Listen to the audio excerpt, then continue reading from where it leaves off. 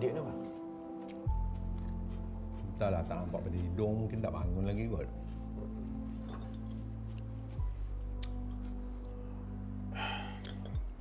Ni Abah, macam mana dengan kerja Abah?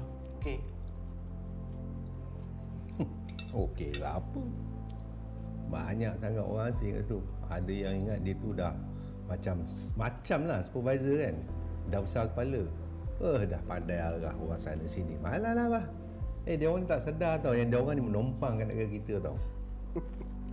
Alah Abah, biasalah tu Abah. Dia kerja lagi lama daripada Abah. Dia pun supervisor. Abah kenalah dengar arahan daripada dia.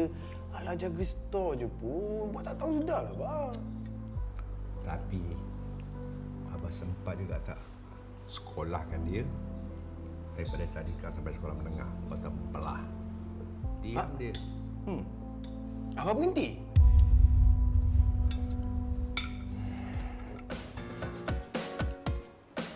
Adik!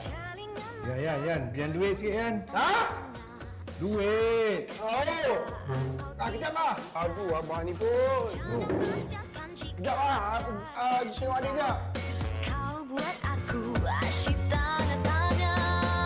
Body language-mu seakan jawapan. Ku menunggu lama.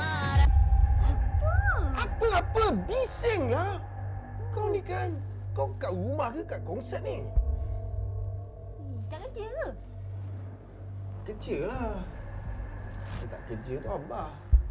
Nah, berhenti lagi. Dik, kau tengoklah bilik kau ni bersepah-sepah lah. Abang tengok apa geli tau tak? Rimas abang. Ini kalau mama balik ni, mesti dia bising ni. Dik, kau perempuan tahu tak? Yang buat panggil pemalas sangat. Inilah bising. Bising. Awak tu yang bising. Jangan bising tau. Awak dah tak cukup tidur ni. Tutup pintu. Ya.